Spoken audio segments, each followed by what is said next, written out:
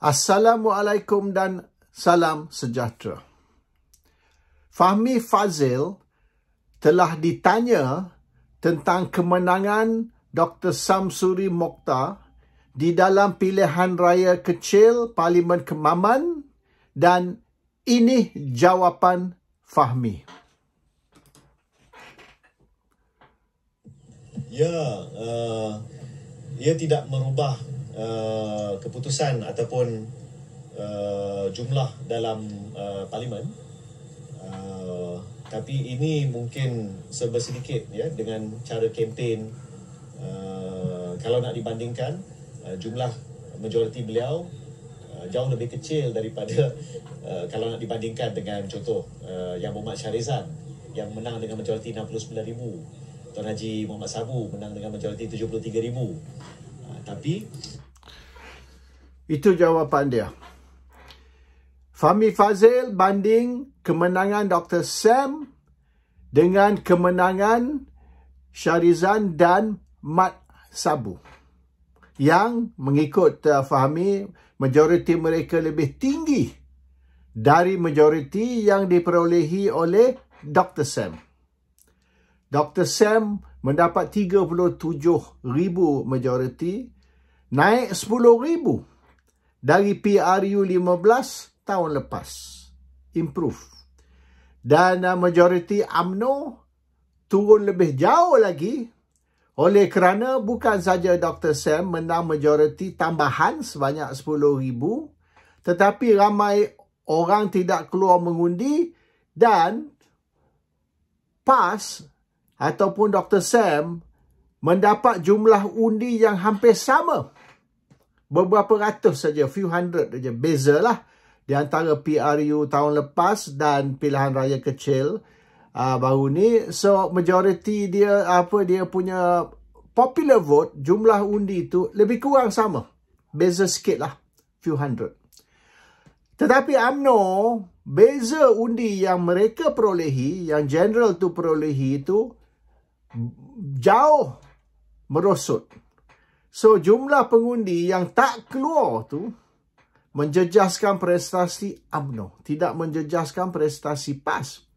Prestasi PAS bukan saja lebih kurang sama dari segi popular vote kalau banding dengan tahun lepas, tetapi majoriti bertambah dan jumlah pengundi kurang.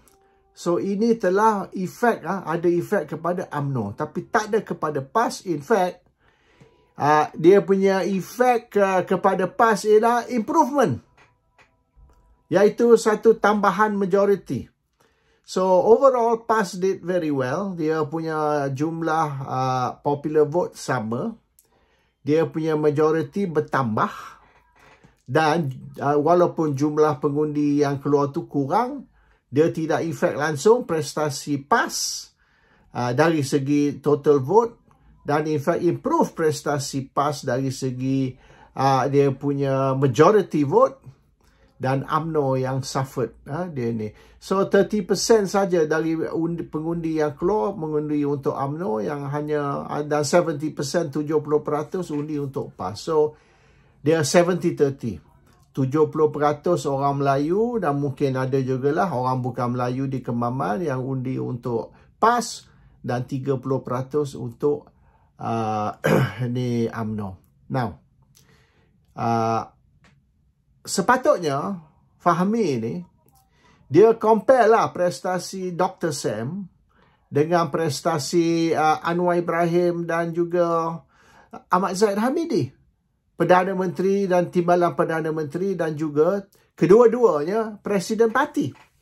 Anwar Presiden Parti, Zahid Hamidi Presiden Parti, Anwar Perdana Menteri, Zahid Hamidi Timbalan Perdana Menteri. So eloklah kalau dia compare Dr. Sam punya prestasi dengan Anwar dan juga Ahmad Zahid Hamidi. Kalau compare, kalau buat perbandingan dengan Anwar dan Ahmad Zahid Hamidi, nampak sangat yang prestasi Anwar tu jauh merosot, sebab majoriti Anwar hanya 10% banding dengan majoriti Dr. Sam. 3,000 plus banding dengan 37,000 plus. Maknanya Anwar punya majority is only 10% of Dr. Sam's majority. Itu baru tu. And then Zahid Hamidi punya majority pula baru tak sampai 300. Bermaknanya Zahid Hamidi punya majority about 1%. Hanya 1% banding dengan Dr. Sam. Anwar 10%. Zahid Hamidi 1%.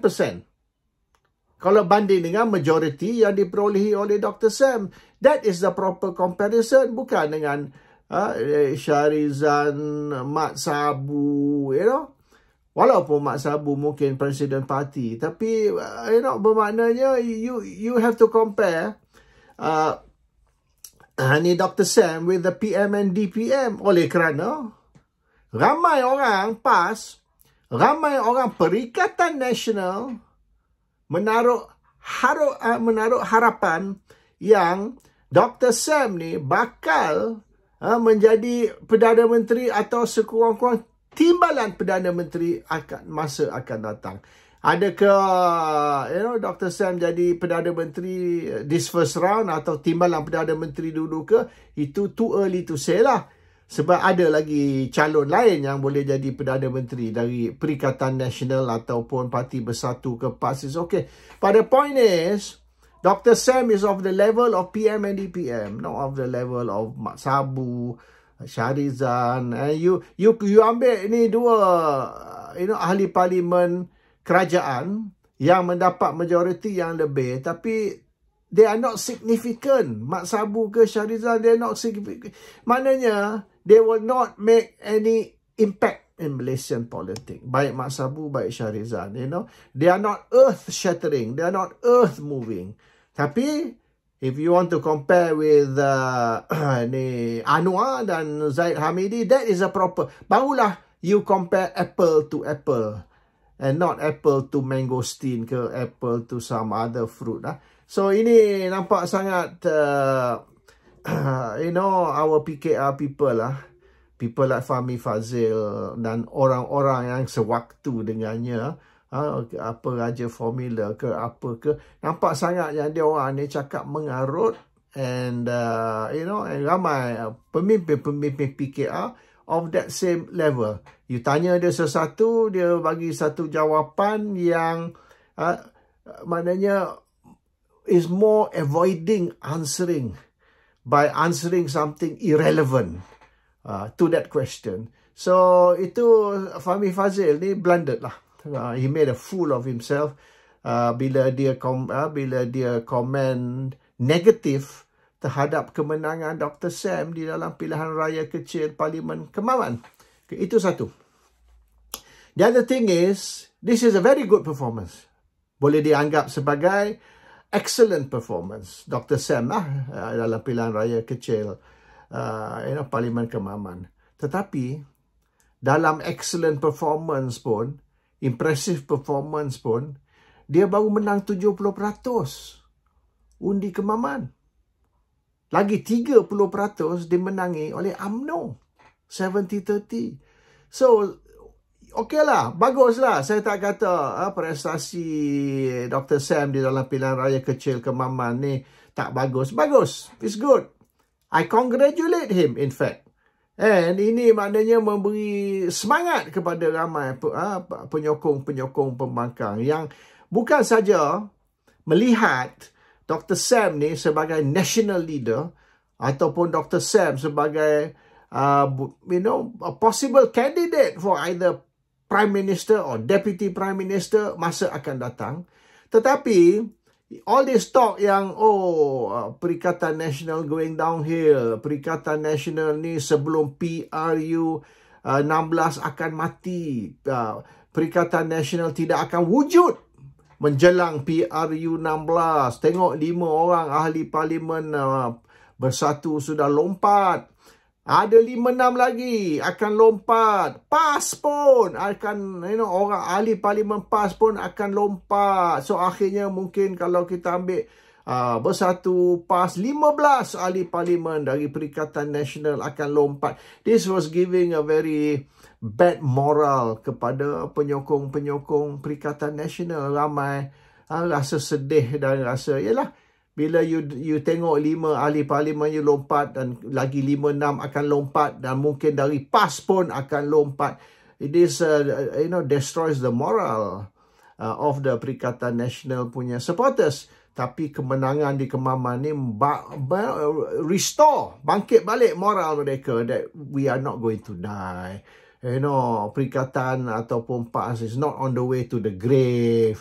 Tak payah kita siap kain putih, mana kita tidak akan mati. So this gives them a fighting spirit. So their morals are very positive lah oleh kerana tu. Tapi yang saya rasa lebih penting is not the positive side of kemenangan Dr. Sam, tetapi the negative side, iaitu lagi 30% orang Melayu excuse me, 30% orang Melayu masih support UMNO.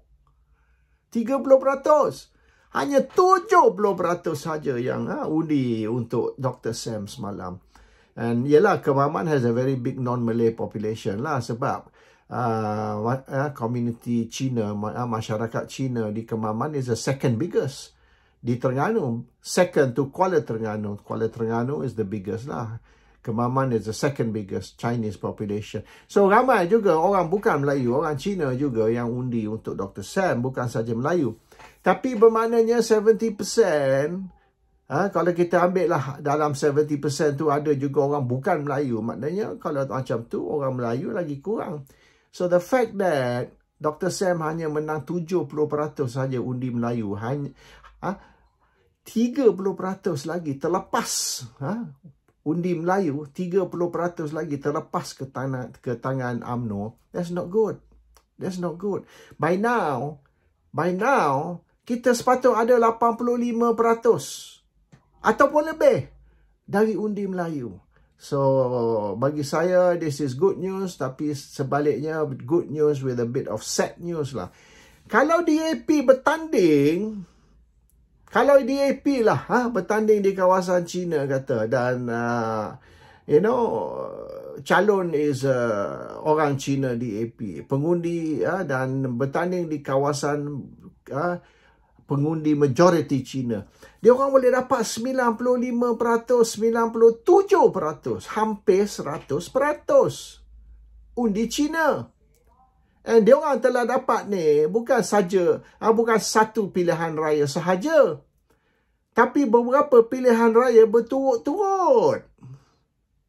2013, 2018, lepas tu 2022. So kalau kita ambil maknanya berapa pilihan raya di mana DAP berjaya menang sampai 95-97% undi Cina, beberapa pilihan raya berturut-turut. And kita di sini, the best performance, the most fantastic performance, kita dapat 70% saja undi Melayu. That's the best lah. Bermaknanya dia tak boleh naik. Dia boleh turun, tapi dia tak boleh naik. So, there's a chance that dia tidak akan touch 70%. Mungkin kita dapat 60% di kawasan-kawasan tertentu. So, when you talk about 60% ataupun habis-habis tinggi macam di Kemaman, 70% orang undi untuk PAS, orang undi untuk Perikatan Nasional. That means there's still 30%, 30% Yalah, 1/3 lah. 1/3 yang masih tak undi untuk Perikatan Nasional atau PAS. So, kita kena fikir, how are we going to increase that? Undi untuk PAS, undi untuk Parti Pribumi Bersatu, undi dari orang Melayu. Macam mana kita nak make sure that we get 85? Kalau tak boleh 90, kalau 90 lagi baguslah. Tak boleh 90 pun sekurang 85. Not 70% macam di Kemaman, That's very good, but not good enough. So, that is my comment about Kemaman lah.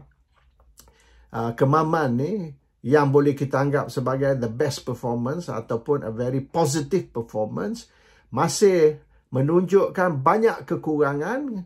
dari segi sokongan Melayu dan sekiranya 30% dari pengundi masih undi untuk UMNO di Kemaman ni. 30% masih undi untuk UMNO ataupun untuk general. Padahal general tu bukan heavyweight. General tu bukanlah orang yang terkenal. It's not boleh. Bukan kata kita hantar ni nama besar. Nama yang orang tak kenal. Yet, masih boleh dapat 30%. So, imagine lah kalau orang kita hantar tu is one of the big names. Lagi teruk mungkin dia dapat 40%. So, orang Perikatan Nasional, orang PAS, orang Bersatu, kena kaji benda ni and kena tanya, we have to ask ourselves, why? DAP boleh dapat sampai 95%, 97% undi Cina, tapi the best we can do, macam di Kemaman, is 70%. So, bermaknanya, kalau Perikatan Nasional ataupun PAS dan Pribumi nak tubuh kerajaan pusat, it's mustahil. Dalam kita hanya boleh menang 70% undi orang Melayu, bermaknanya kita kena buat apa yang PKR dan UMNO buat. Kita kena gadai maruah kita. Kita kena jual maruah kita. Kita kena menjadi alat kepada orang bukan Melayu sekira kita nak menubuhkan kerajaan pusat. And that is the bad news tentang kemenangan di PRK Kemaman baru ini. Assalamualaikum. Salam sejahtera.